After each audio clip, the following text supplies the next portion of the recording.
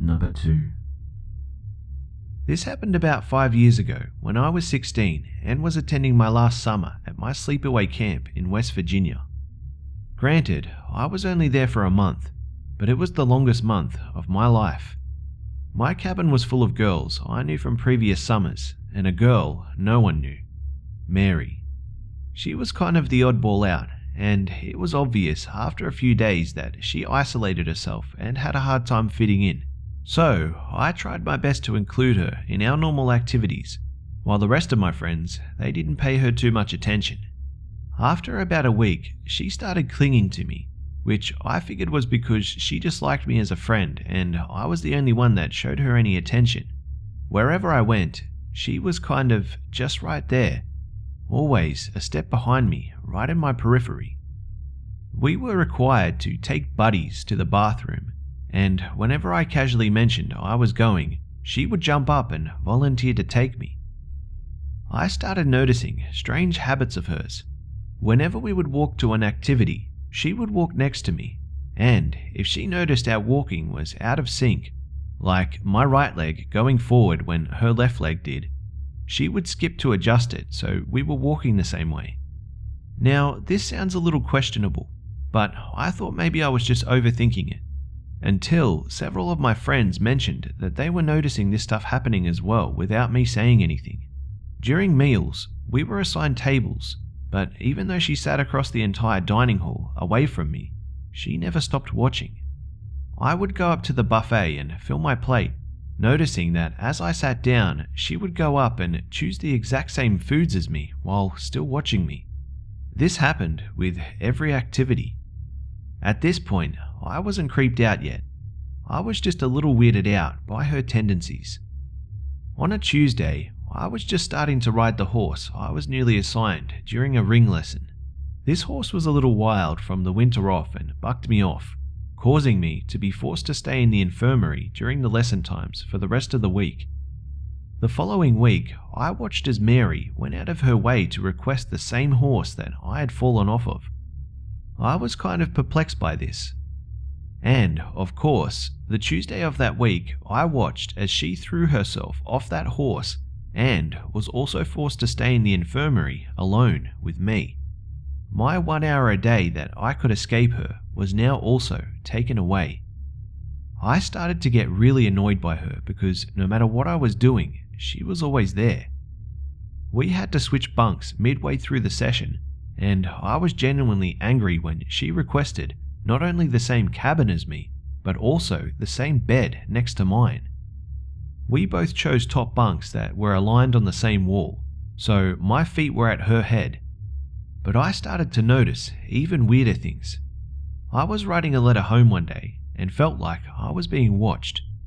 I looked to my right and saw that Mary was sitting facing towards me, but her head, it was cocked to the side, staring at me with a demonic smile. My stomach, it dropped. A couple of nights after that encounter, I woke up with the same feeling of being watched. It was pitch black, but I grabbed a flashlight to go and walk to the bathroom since I was already up. But I turned over my light to see Mary standing next to my bed with her head at my level, watching me sleep. She was just standing in the middle of the cabin, staring. I was speechless. I start to leave for the bathroom, and she follows. By now, I'm thoroughly creeped out. Stuff like that kept happening for the rest of the session, but when her parents finally came to get her, I refused to even look up to say bye. I have never been so happy to leave a place in my life. I can't express the level of creepiness over a computer, but I can say I literally felt like I was in danger when I was near her. I never want to figure out why she was seemingly so obsessed with me. Number 1. I'm a 25-year-old male living in a small town in Missouri that I've lived in my entire life. It's a Saturday and the time was a little over 4 o'clock in the afternoon. The weather was perfect, so parents all over town were taking their kids to play at the park.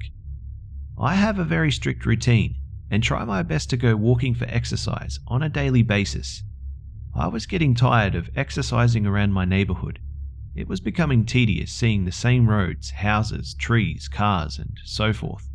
Therefore, on this particular day, I decided to go to one of the many parks located in my town that featured a paved trail to walk upon that was a mile in length. And this certain trail is very nice and has the formation of a circle.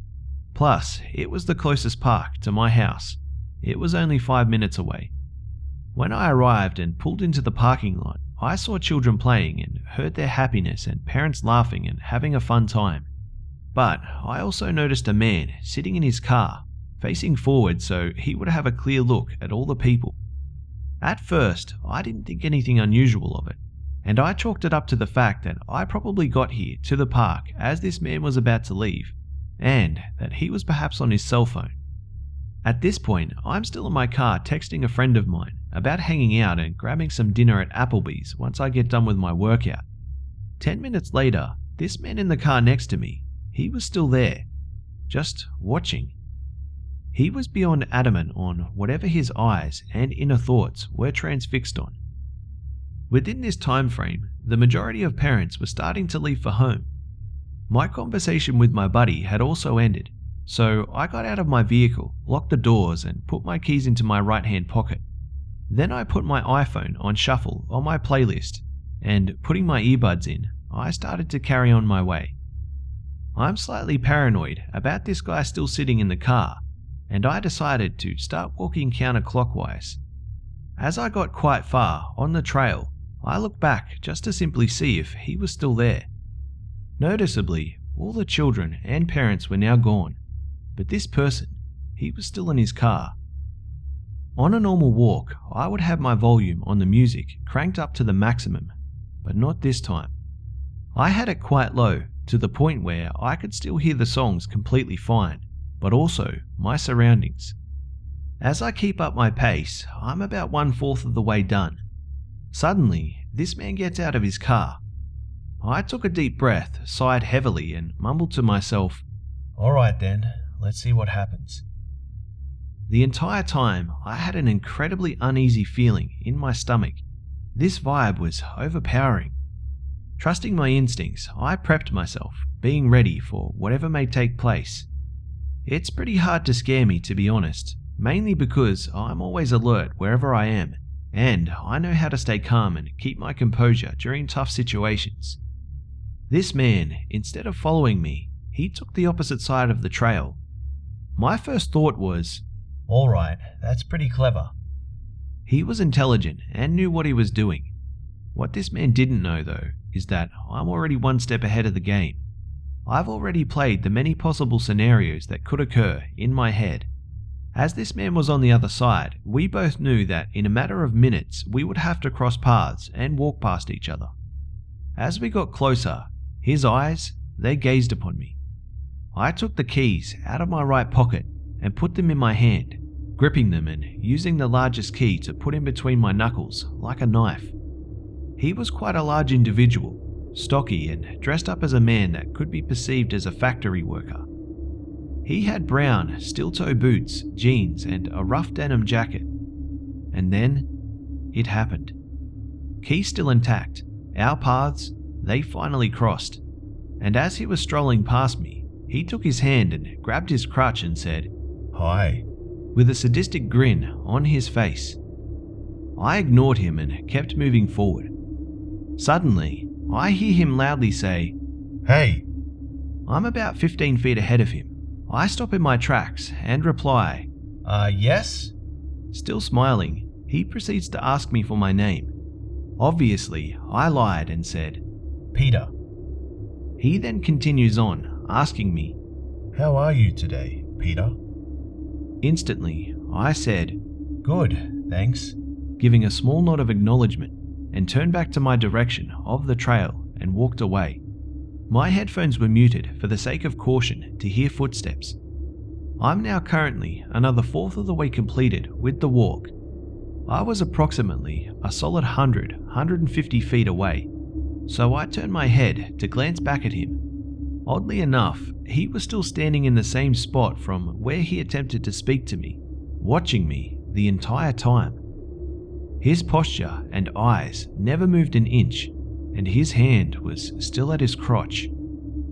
Thankfully, I made it back to my car safe and sound, and I left immediately. I rationally thought that this entire ordeal was just a disgusting encounter and I would never see the man again. That was wrong. Unfortunately, the story doesn't end there. A month goes by and this incident is long forgotten in the back of my mind. I had to head to the local grocery store to pick up a few items for dinner later that evening. As I was there, I got everything I needed to purchase, but I remained to check out their new movie releases. When I arrived to that section in the store, I see this person again. I pretended to give off the notion that I didn't see him and I'm minding my own business without any realization that he's at the store as well. Suddenly, as he was walking off to a new aisle, he stops. His eyes are as big as flying saucers. I walk away from the electronic and entertainment aisle and head into the clothing department. He was following me. At first I said to myself, okay, maybe he's not stalking me, and maybe he just happened to be in the same shop as me. My paranoia kicks into full throttle, so I played cat and mouse with this guy. I walked through the toy aisle, shampoo and other bath accessories, the girls' clothing section, and finally the lawn and garden area. My instincts, they were correct. He was making his way toward me. However, this time I never once looked back in order to give off the illusion of not having any sort of clue that he was there. What I did was I turned my iPhone on, go to my camera app and press the option key to have the camera facing my way. That way I could act oblivious but use my camera to see behind me. When I got out of sight, he quickly stopped wherever he was currently at and had a look of disappointment and grievances on his face. I secretly took a picture of him on my phone when the chance was right and paid for my items and left the grocery store. When I arrived home, I uploaded the picture to social media explaining what this stranger was doing. Out of sheer luck, I had a few friends comment that he's done this kind of degenerate act before at a local church. I was also informed that he was a registered sex offender. The script was turned. I had his name and details of who he was and more than likely still is. Nothing has happened necessarily since, except for a few minor incidences where we were both shopping at the same store at the same time. Somehow, he always saw me, as if he was genuinely on the lookout for me wherever he traveled to. He never made an effort to follow me again, but his eyes, they were always there. I'm glad that I'm safe, but I hope that this will be a lesson. It might help others to just be aware of their surroundings at all times, because you never know what could happen.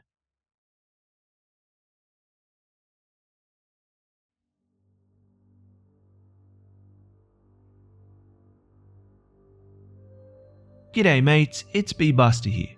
Well, I hope you enjoyed the video guys. Thanks again to the Hive members that bravely shared their stories for us all here, and I hope you're all doing really well. For the chance to have your story feature in a video, you can send your story to my email, which is in the description below. And as always, keep them coming guys, as this channel relies upon your stories to continue. Also, please do me a favor and just state in your email what your story is about in the description, and also provide me with a short written statement of consent just so that I can be above board with everything. And also remember to tell me in the email if you would like to remain anonymous, and please change any names if you don't want particular names to be shared.